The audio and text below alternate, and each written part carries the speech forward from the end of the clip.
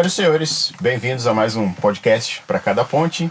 Eu sou o Samuel, como sempre com o meu amigo professor Felipe e como sempre com uma presença ilustre do nosso convidado, não é mesmo, professor? Hoje a gente tá voltando, né? Pois é, depois de A gente ficou parado um tempo bom por causa da pandemia e tal. Todo mundo trancado em casa, né? Espero, né? A gente ficou preocupado também com a mensagem que isso podia passar, do fato da gente não poder usar máscara, né? Exatamente. Tal, fica um negócio meio contraditório. Hoje aqui com a gente um convidado que a gente tinha marcado antes da pandemia. E acabou não dando certo por questões da própria agenda dele. Depois ele acabou pegando Covid, a própria Covid. Padre Anderson Daniel aqui com a gente, uma liderança religiosa forte aqui da região. Obrigado por estar aqui presente, por ter disponibilizado o seu tempo, estar aqui com a gente. Eu que agradeço a oportunidade de estar com vocês e também a confiança, né? O convite. E de fato houve uns desencontros aí, mas hoje, graças a Deus, estamos aqui firmes. O Zito estava ansioso para saber das quermesse, quando que começa. Pois é. Saudade de comer um bolo na quermesse, cara. Frequentador de quermesse. Maravilhoso. Então, Pastel. as nossas festas são tão tradicionais, graças a Deus, né? E a gente se esmera mesmo para preparar tudo com muito carinho, mas infelizmente, por causa da pandemia, já é o segundo ano consecutivo que a gente não pode realizar as nossas grandes festas, né? E além, claro, delas também fazerem uma falta enorme na nossa questão do caixa para a construção da igreja, né? Claro. Então isso tem atrasado também as nossas obras lá, porque infelizmente nós temos que aguardar, tem que respeitar, não tem jeito, né? Tá em que nível de execução já a obra lá? A obra agora parte para, né, o final, tá? Estamos construindo, a igreja vai ser em cima, na verdade, né? Embaixo, onde está funcionando como igreja, por enquanto a igreja, mas depois vai ser o salão paroquial, a cozinha, a sala de catequese, e a igreja vai ser em cima. Só que é uma igreja muito grande. E a próxima parte que nós estamos já numa campanha é justamente colocar todas as vigas de sustentação, que serão de metal, e o telhado, né? E amarrar tudo do lado, porque depois é só metade parede e metade vidro, né? Só que são 12 metros de altura a igreja vai ter. Daquela laje para cima, 12 metros de altura. É um prédio. Exatamente, com capacidade para 1.200 pessoas sentadas. Então é muito grande e é uma obra que a gente precisa fazer tudo de uma vez, né? Porque não dá para começar, porque não é só alvenaria, né? A estrutura básica dela é toda, né, de metal. Então são as colunas de ferro, todo o telhado, então tem que vir e fazer tudo de uma vez. E faz um tempo que você está nessa execução já, Faz porque nós começamos do zero, na verdade, né? Quando o bispo anterior a esse que está aí me colocou ali, era um grande desafio mesmo, né? A gente tinha apenas 5 capelas pequenas e o desafio era adquirir um terreno, começar a construir. Então a gente fez desde o começo. E o detalhe que muitas vezes as pessoas não sabem é que não tem dinheiro de fora, né? Às vezes as pessoas acham assim, veio um dinheiro de fora para a igreja, ou até mesmo a questão da administração pública ajudou. Isso não existe mais. Já existiu muito tempo no passado, mas não existe mais. Então todo o dinheiro ali, né, usado foi realmente fruto do trabalho dali, né? Então nós tivemos que desde o princípio comprar o terreno naquela esquina, mais de 10 anos atrás, né? Porque fazem 12 anos que eu estou ali. Custou 255 mil, né? Você imagina, né? Só o terreno, depois toda a fundação para vários pisos, do lado do córrego, com menos de 2 metros você tinha água ali, então...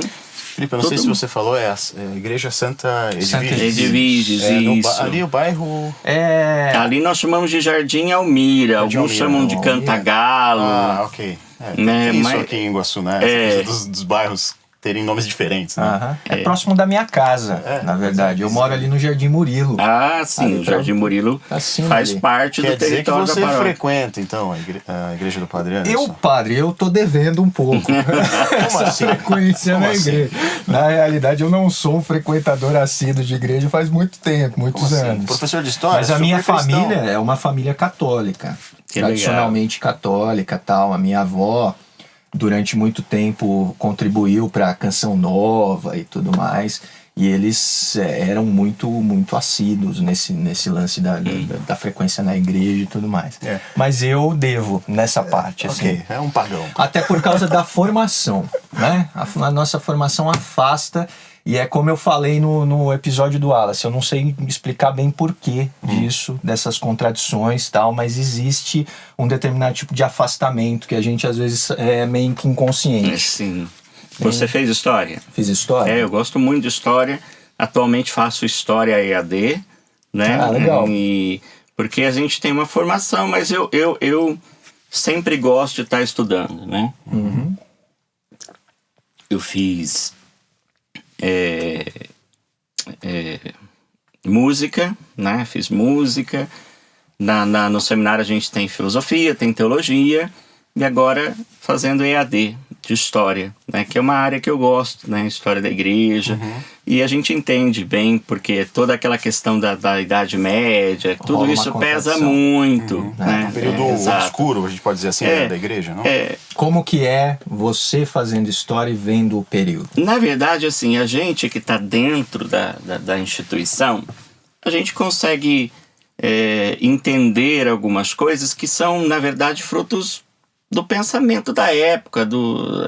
A gente chama, né, costuma chamar aquilo que na filosofia se diz de não ser anacrônico. Né? Quer dizer, você não julgar o passado com as concepções da sua época. Exatamente, né? Com a cabeça de hoje, de uma forma mais simples assim. Por quê? Porque havia uma outra maneira de pensar, uma outra forma. É claro que foi errado, houve muitos erros, né? Nós tivemos muitos erros, mas um pouco era fruto da concepção da época, né? E toda a estrutura também que a igreja tinha na época, toda a questão política. Eu digo que o grande problema, né, apesar da aceitação do Império Romano ter sido aí um grande boom para que a igreja pudesse, né, se reestruturar e avançar mais, mas todas as vezes que se envolve política e igreja, as coisas não funcionam, né?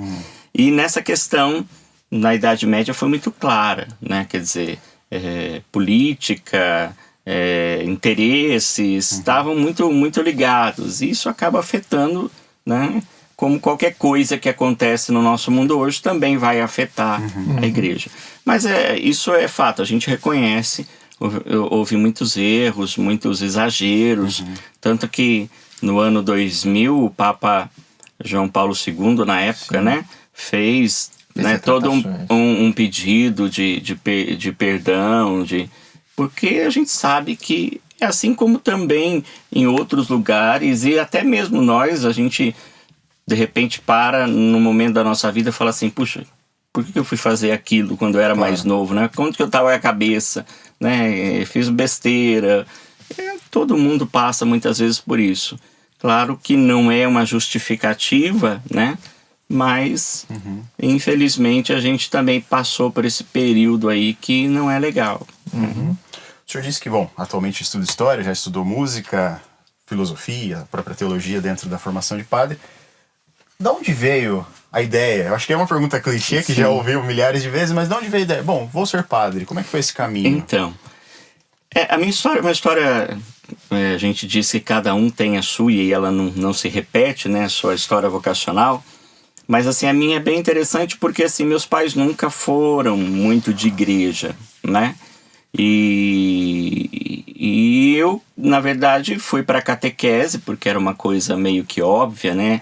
Se você, mesmo que não participasse, mas o filho tem que receber os sacramentos. Claro, era batizado, depois fazia a primeira Eucaristia, crisma e tudo mais. E eu fui para catequese, né? E lá na catequese, eu comecei a me interessar mais, um pouco mais. Aí eu já dava os primeiros passos na música ali, e aí fui convidado para o coral de crianças, para cantar na igreja, na missa das crianças, e aí fui, né? Já um pouco mais velho, e comecei a gostar, e comecei a participar, e depois eu terminei a catequese, continuei indo, né? Aí eu já tocava violão um pouquinho, e cantava, até assim... a minha primeira experiência cantando foi meio traumática, né? A minha também, até hoje é um pouco. Porque assim, a gente estava naquela fase adolescente em que a voz fica alterando, fina, é uma beleza. E aí eu me lembro, poucas coisas eu me lembro, mas eu me lembro que a pessoa que ia cantar na missa faltou, ela não foi, não pôde ir, aconteceu alguma coisa. E só tava eu lá, o meu violãozinho, né? E eu, vamos lá, vamos tentar. Né? E aí eu sei que no final da missa chegou uma senhorinha que eu não me lembro mais direito, né, quem era, mas eu só me lembro da fala, né? E eu falo que até se eu tivesse dado ouvidos a isso, eu não teria continuado. Ela bateu assim no meu ombro e falou: muito bem, obrigado, assim, mas faz favor, não canta mais não. Aí foi que surgiu a decisão. Então eu falei...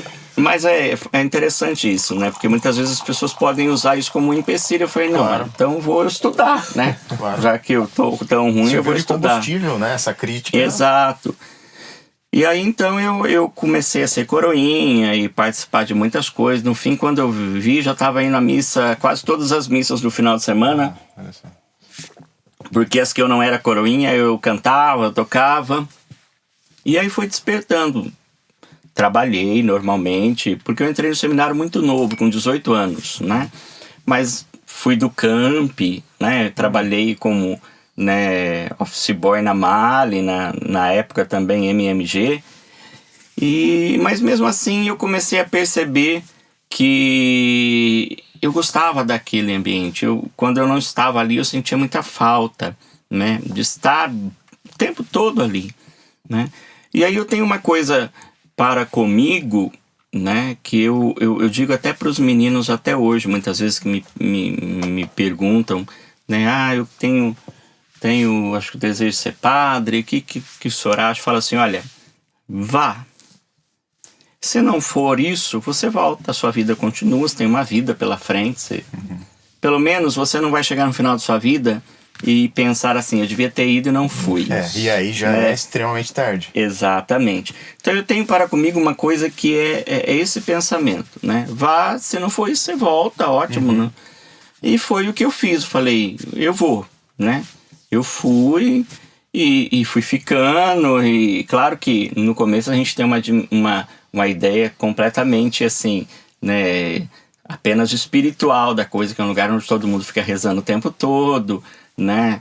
E não é que assim, você tem que também cuidar das suas coisas. E tem a questão prática, né? Você tem que boletos. né? Você tem que lavar a sua roupa, você tem que cuidar das coisas da casa, porque o seminário é uma casa grande, então, mas não tem funcionário, é você que tem que se virar, né? E aí fui ficando e graças a Deus eu descobri que realmente essa era a minha vocação, né? E é uma coisa que eu amo mesmo fazer. E hoje já completei no sábado passado 17 anos de padre. 17 anos. Foram 17 anos de padre, mais 7 anos de formação. Hoje a formação já aumentou um pouquinho mais. Hoje são 8 anos. Né? E hoje o senhor vai voltar a cantar aqui pra... Então, padre, eu estava comentando que você estava falando do processo de formação, quando foi para o seminário. O meu principal orientador na universidade, Antônio Dari Ramos, faz muitos anos que eu não vejo o Dari. Ele estudou, e tem muita gente que faz esse caminho de ir para tentar ser padre e depois ir para o curso de história e tal. Eu conheci muita gente no meio de história. As pessoas olham para o curso de história como uma coisa, mas tinha muita gente que saía, tinha um franciscano, inclusive um ex-franciscano que estudava comigo na sala. E as pessoas não têm a dimensão de o quanto vocês são disciplinados dentro do processo do seminário. Conta um pouco pra gente como que é o processo de formação. O processo de formação, ele é bem rígido, né? E assim, cada ano que passa, as coisas se tornam ainda mais rígidas. Depois que a igreja teve todo aquele problema com a pedofilia, né? Com todas aquelas coisas, o processo ficou ainda mais rígido, né? Porque hoje, por exemplo, para você entrar no seminário, você tem que começar um acompanhamento 1 ano antes, pelo menos, né? Onde você tem um encontro por mês, e ali naquele encontro você já tem o primeiro contato com os reitores, os padres responsáveis, você tem palestras, você tem psicólogo. Então, assim, hoje, para você entrar no seminário, você tem que ter feito esses encontros, você tem que ter um laudo psiquiátrico, você tem que apresentar todos os exames, porque a coisa ficou, claro, muito evidente, mais clara, porque a gente tem que evitar toda e qualquer espécie de problema. E além disso, no processo todo formativo, você é avaliado a todo tempo, pelo menos em 4 dimensões, que é a pastoral, espiritual, intelectual e humano-afetiva, né? Então você tem um acompanhamento personalizado nessas 4 dimensões, né? E isso que você falou realmente é verdade. Tem muita gente que passou pelo seminário e depois segue mais ou menos por essa área, filosofia, né, história, porque realmente são coisas muito presentes na nossa vida no tempo de formação, né? O primeiro curso que a gente faz é justamente a filosofia. E dentro da filosofia a gente tem todo esse processo de história da filosofia antiga, moderna, todas as histórias, né? E tudo envolve.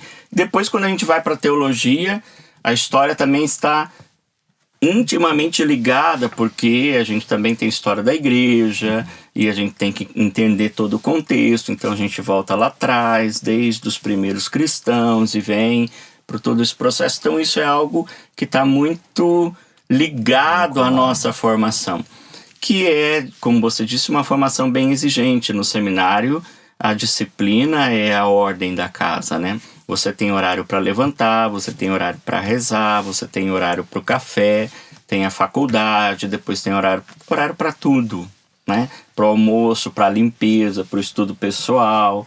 E nesses intervalos, sempre as orações. Nós temos oração de manhã, oração na hora do almoço, oração à tarde, oração à noite e mais a missa, né?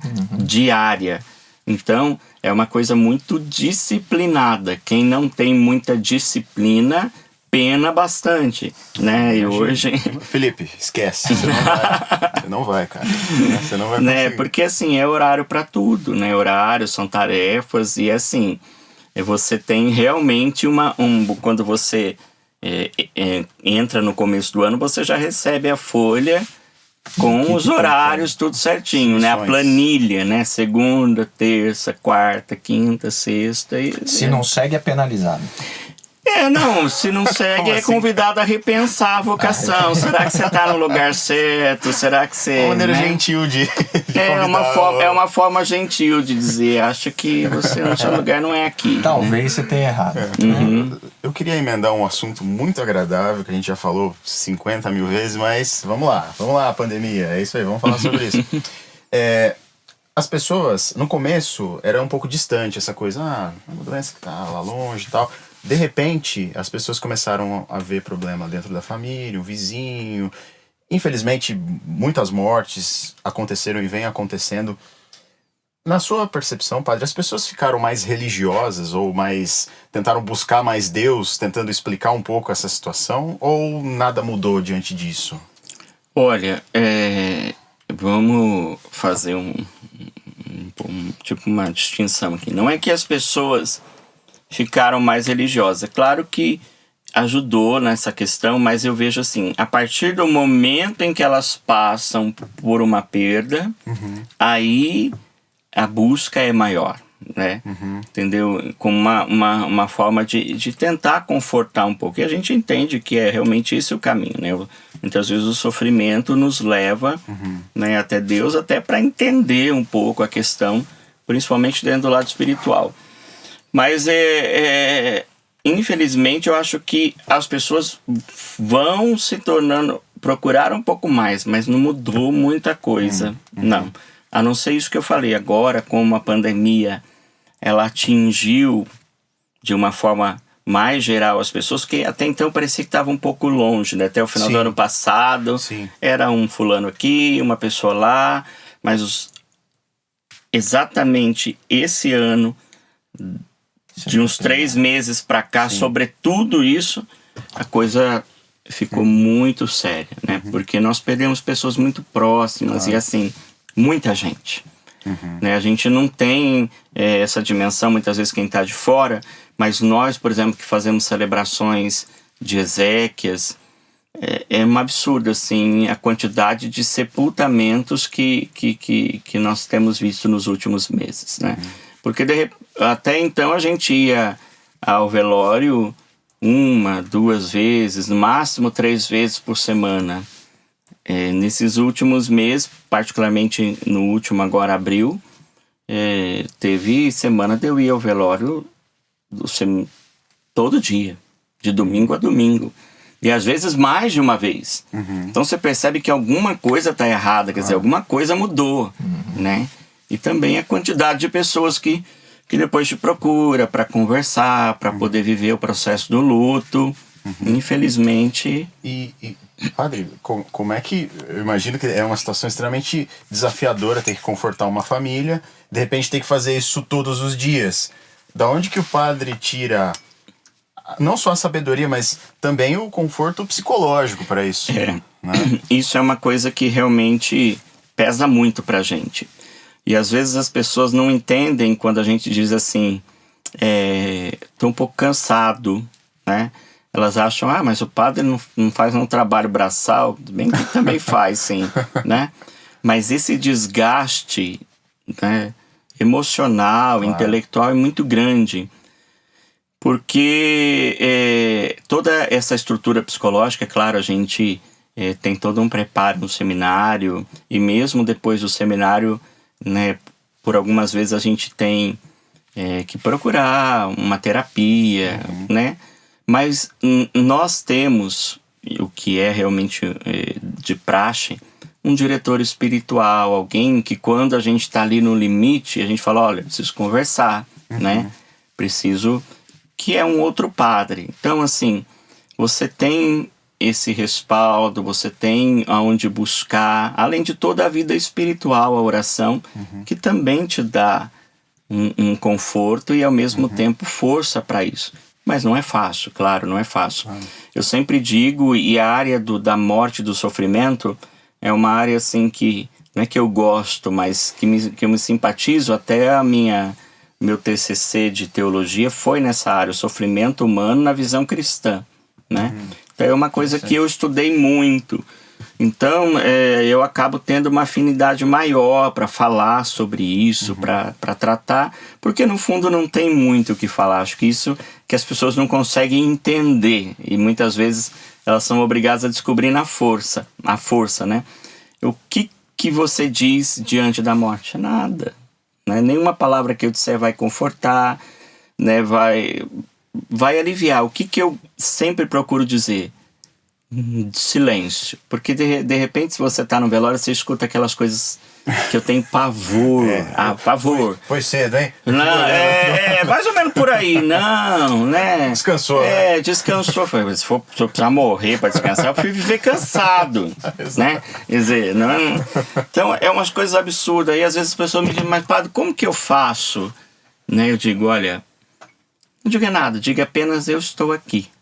Precisar de mim, eu estou aqui. É que agora, por causa da pandemia, essa questão do abraço ficou restrito. Claro. Mas eu sempre gosto de dizer assim, alegria partilhada é alegria que aumenta e dor compartilhada é dor que diminui.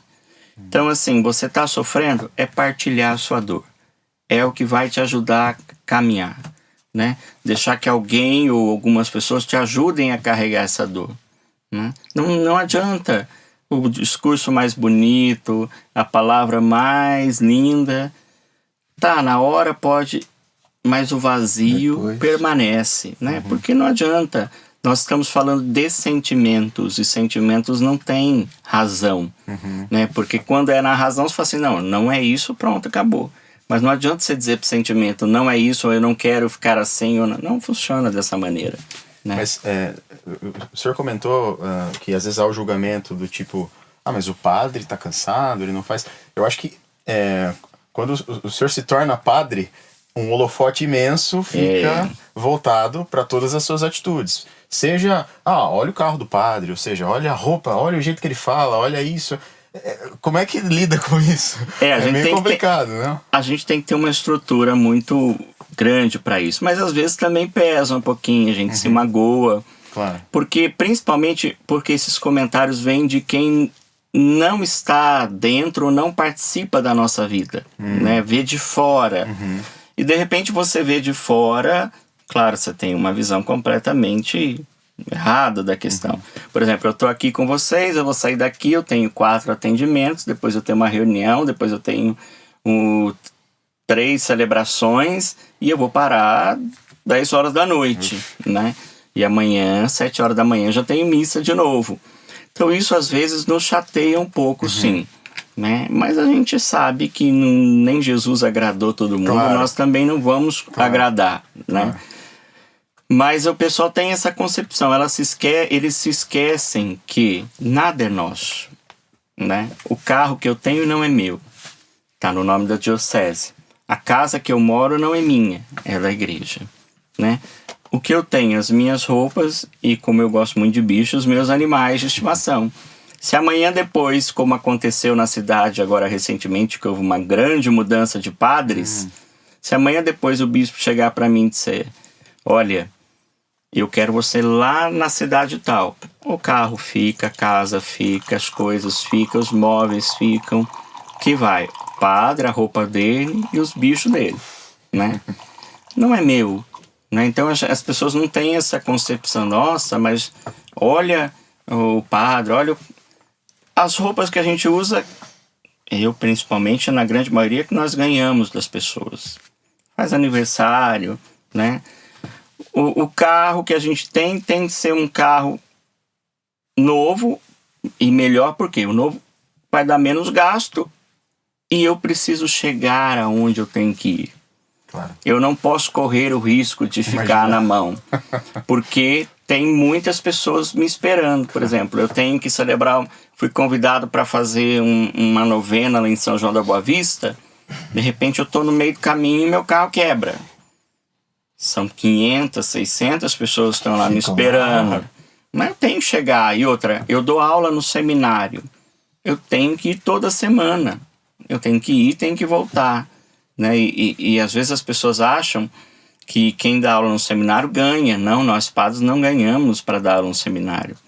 Nós, de graça recebemos, de graça devemos dar, como já diz a palavra de Deus. Então, no seminário, a gente vai... Né? É só gasto. Exatamente. Né? Porque a gente está ajudando numa formação que a gente recebeu. Né? E outra, é para a própria igreja. Né? Então... essas dimensões que as pessoas às vezes não entendem. Alguns ainda que têm aquela velha concepção da igreja-estado, como eu falei para vocês, que acha que tudo a gente é favorecido. Nós temos sim isenção de impostos por parte do governo. Mas quais impostos? IPTU, IPVA. O resto não. Né? O resto a gente paga. Às vezes as pessoas falam assim, essa igreja não termina, o que o padre faz com o dinheiro? O padre tem 5 capelas e mais a matriz, 6 igrejas, mais a casa paroquial, 7. É tão engraçado que uma vez eu fui na lotérica pagar a conta de água, a moça perguntou se eu tinha um condomínio. Eu falei, não, eu não tenho um condomínio, são igrejas. Por quem que vai pagar 7 contas de água, 7 contas de luz? Né? Eu falei, não tenho um condomínio. Então, às vezes, as pessoas não entendem que a água não é de graça, a luz não é de graça, né? Toda a manutenção, imagina, cuidar de uma casa é difícil. Imagina 6, 7 prédios. Claro. Uma hora quebra uma torneira, cai uma porta, e você tem que trocar, e queima uma lâmpada, e você tem telefone, você tem todas as questões, né? Internet. Então, são muitas coisas.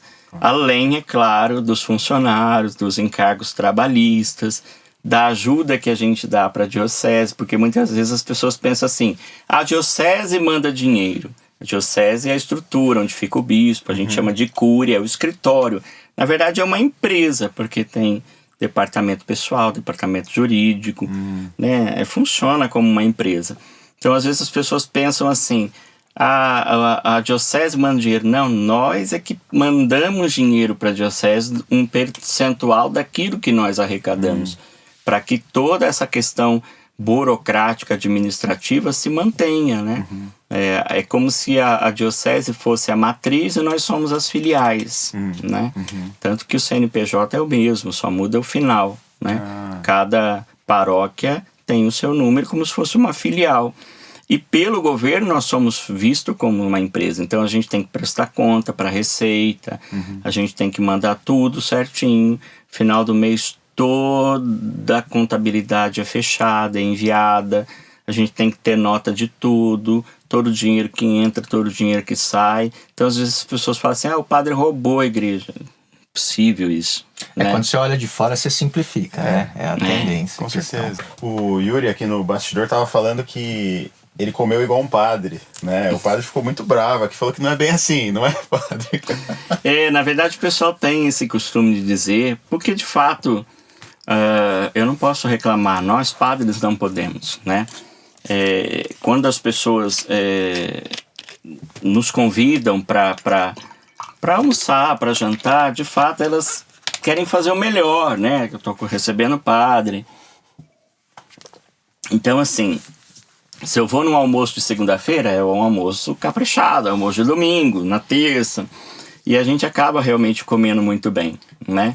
E então, de fato, manter aí a forma com esse carinho do povo é muito difícil. Principalmente aqui em Mogi Guaçu. Mogi Guaçu nós temos um grande diferencial de toda a diocese, até os padres que não são de Mogi Guaçu, quando vêm trabalhar aqui, notam isso. O povo de Mogi Guaçu é muito acolhedor, é muito festeiro, né? Qualquer coisa, vamos fazer um churrasco. Isso com certeza. É aniversário do cachorro, vamos fazer um churrasco, né? E até uma questão histórica, eu, nas minhas análises aí, que eu já tentei entender por que dessa diferença, eu cheguei à conclusão que, por Mogi Guaçu ser uma cidade relativamente nova, né? Quando você olha para Mogi Mirim, que tem mais de 250 anos, e todas as outras cidades da região, a Mogi Guaçu se emancipou muito tarde. E até, acho que a década de 60, ela tinha 25 mil habitantes, né? Que, de repente, fez um boom com a vinda da Internacional, né? Da Refinações. Muita gente de fora, né? Diferente de Mogi Mirim, e que são famílias mais tradicionais. Onde eu acho que eu entendo um pouquinho esse diferencial. Mogi Guaçu tem muita gente que veio de fora para cá. Eu falo que Mogi Guaçu, quem não é do Paraná é da borda. Tem muito Paraná. É verdade. Eu acho que isso fez com que a realidade de cada pessoa ter vindo de fora, deixado a sua família, o lugar onde estava acostumado, a cultura ali, fez com que as pessoas se aproximassem mais e se acolhessem mais. Poxa, ele também veio de fora, ele também não tem família, ele se torna a minha família. Então eu vejo um pouquinho dentro dessa questão cultural isso, pela maioria das pessoas serem migrantes, eles têm um apego com a região. Eles se tornaram mais acolhedores, porque entendem a realidade de quem vem de fora, que é difícil adaptar, que não é a sua realidade. Que está distante. Exato. Então eu entendo mais ou menos Mogi Guaçu com esse diferencial por causa disso. Porque agora, né, as pessoas que têm, na sua grande maioria, 30, 40 anos, podem dizer, eu nasci em Mogi Guaçu, porque a grande maioria, 60, 70, né, 80, se você perguntar onde você nasceu, não nasci em Mogi Guaçu. Eu cresci em Mogi Guaçu, mas também não nasci em Mogi Guaçu.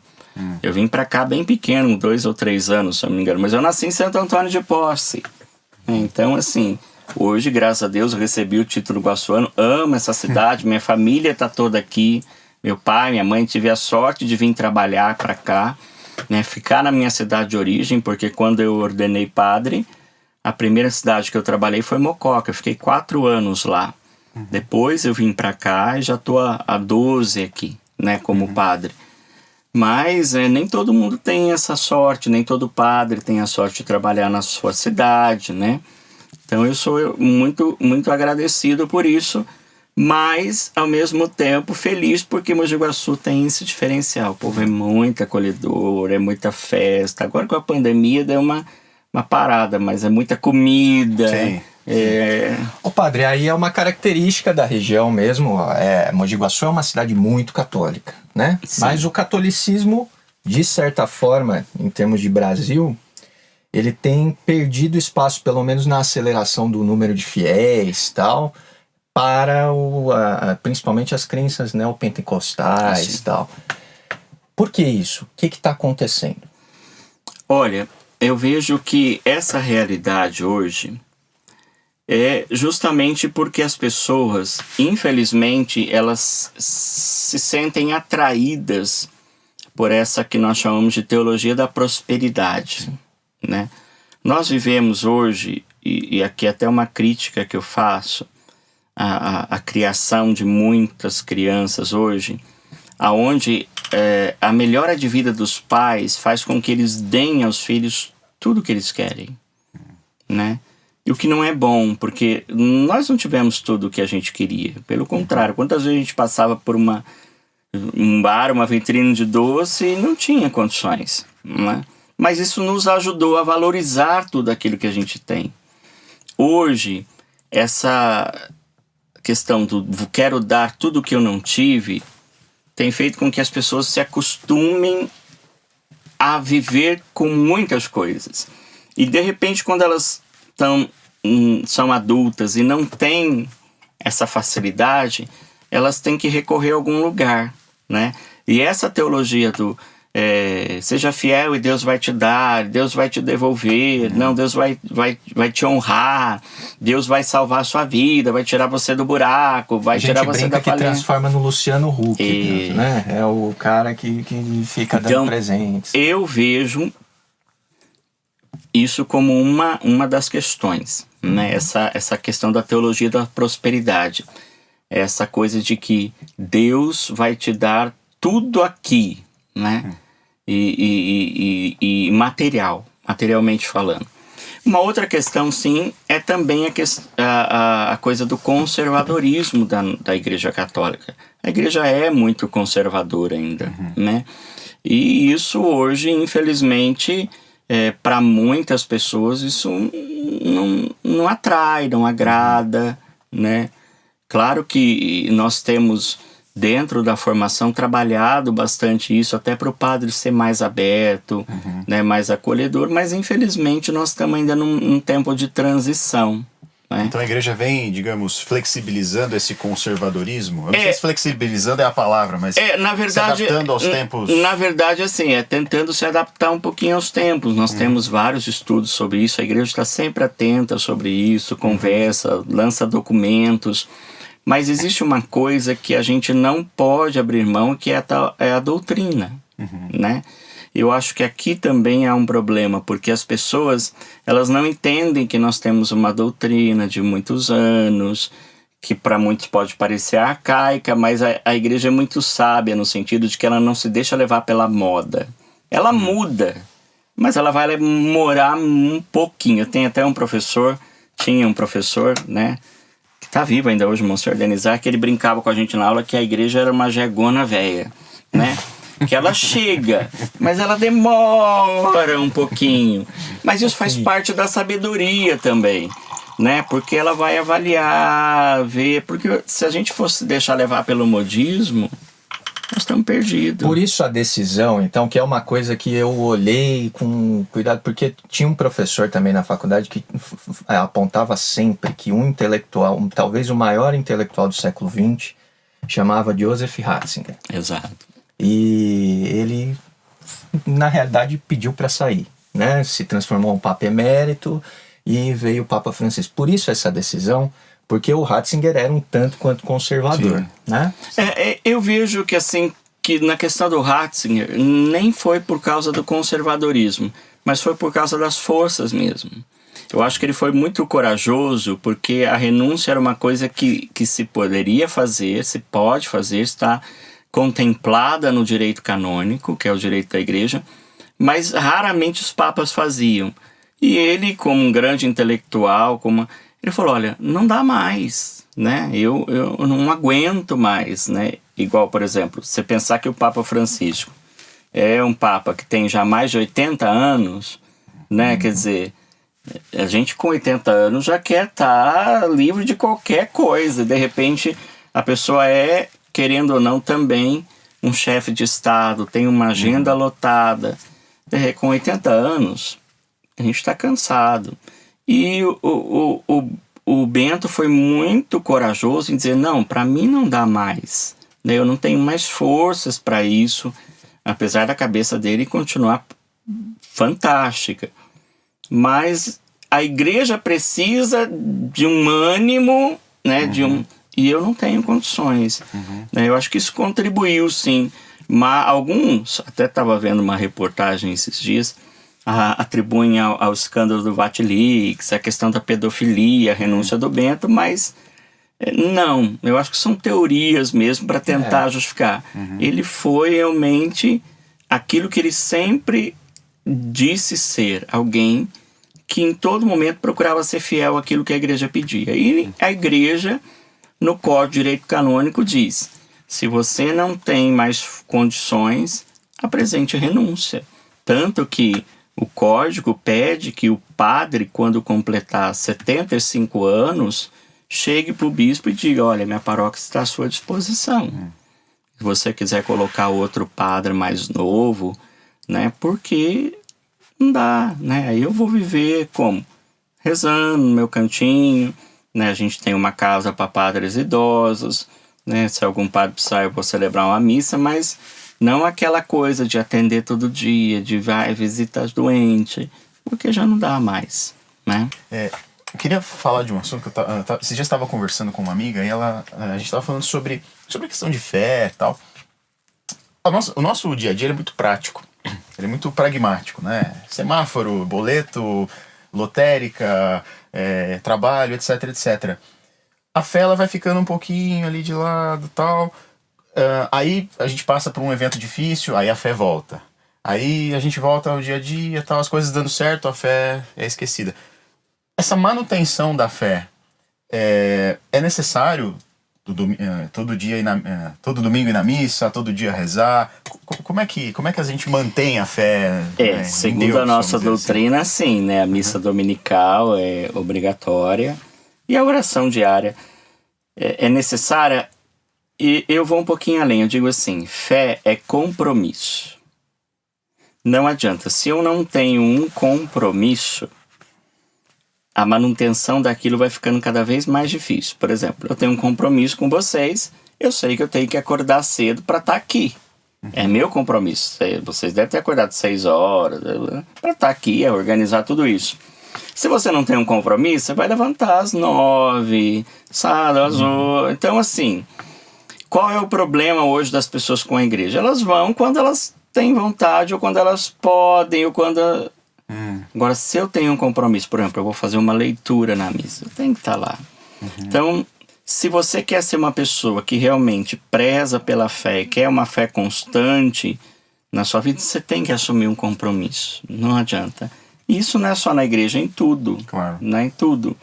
Por quê? Porque aquilo vai te motivar. A gente nunca acorda bem e motivado todo dia, disposto. É que nem quando a gente ia na escola, né, criança. Tem que ir mesmo. Tá frio. Se fosse uma escolha nossa, Claro. nós não iríamos, né? Fala para os meus alunos. Lá, tá vendo? Muitas vezes. Então, a fé exige o compromisso. Claro que nos momentos que a gente está fragilizado, a gente busca mais, a gente reza mais, mas tem que ter essa disciplina, esse compromisso em tudo, né, na verdade, na nossa vida. Senão não funciona. Claro, porque eu, muitas vezes, cria-se aquela figura de Deus, uma figura que tá lá, aquele senhor de barba, sentado num trono lá na nuvem, do tipo, agora aperta o play em uma coisa, acontece uma coisa, aperta o play em outra, alguém pede uma coisa pra ele e fala, deixa eu ver se você se comportou. Aí ele pega a lista, não, agora você merece. Essa figura de Deus que as pessoas negociam, pedem, se você me der isso, eu vou fazer isso. É uma visão tanto quanto deturpada de Deus, né? Bastante.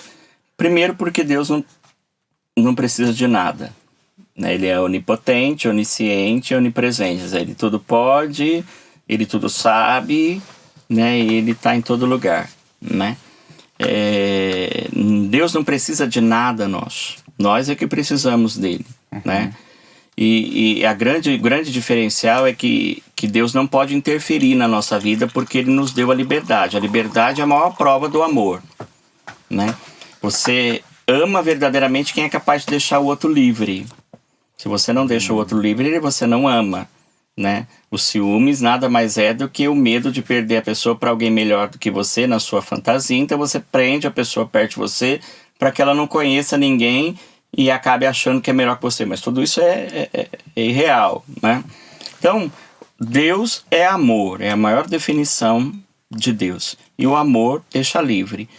Eu tô caminhando aqui, tem um buraco na minha frente e eu vou cair se eu não desviar. Deus pode me tirar do caminho para eu não cair nesse buraco? Não, porque Ele vai estar interferindo na sua liberdade.